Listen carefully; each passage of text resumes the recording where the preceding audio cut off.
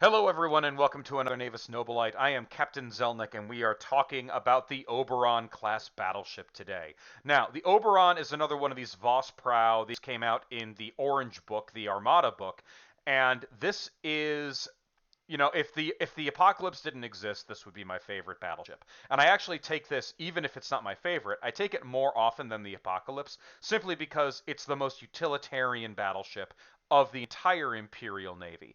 It does more things than any other battleship. Plain and simple. This is basically a tuned down Emperor that somebody decided to, instead of giving it more launch capacity, they replaced it with lances.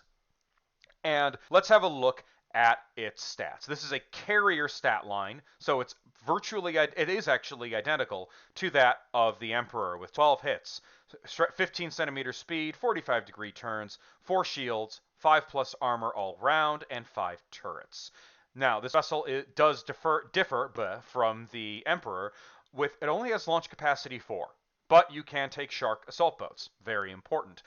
But in place of those launch bays, it replaces it with a pair of lance batteries. Now, it has port and starboard weapons batteries at strength 6, a port and at 60 centimeters, and a port and starboard lance battery at strength 2, and the prow and dorsal weapons battery at strength 5, though these are only at 45 to 45 centimeter range. Now, what does this mean?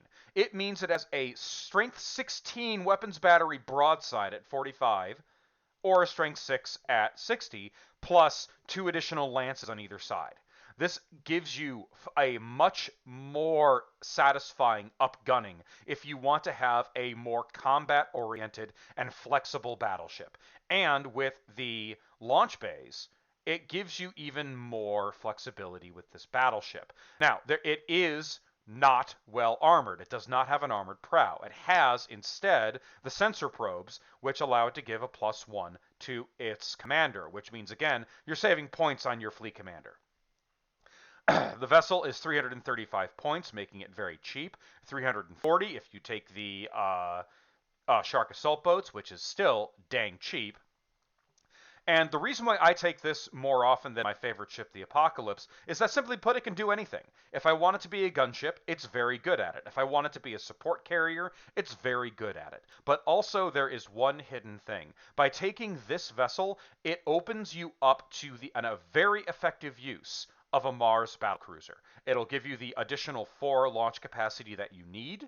It is a Nova cannon in your fleet, which is always handy. It's more long-range weaponry, which is always useful, and it serves as a very solid companion to the Oberon because this is not going anywhere soon. So you can launch side by side your fighters or bombers or sharks with the Mars launching its Nova cannon and lances at 60 centimeters and its fighters or bombers. So they work very, very well together.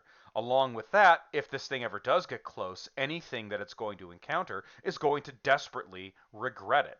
This is very effective against even the Eldar, simply because of the sheer firepower of its weapons batteries. The best way I would use the Oberon is actually behind your line in a frontal assault formation.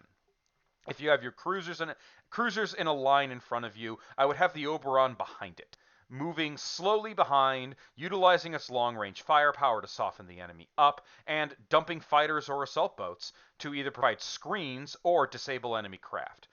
Its bomber strike is same as a cruiser, so you would want to be more opportunistic with that.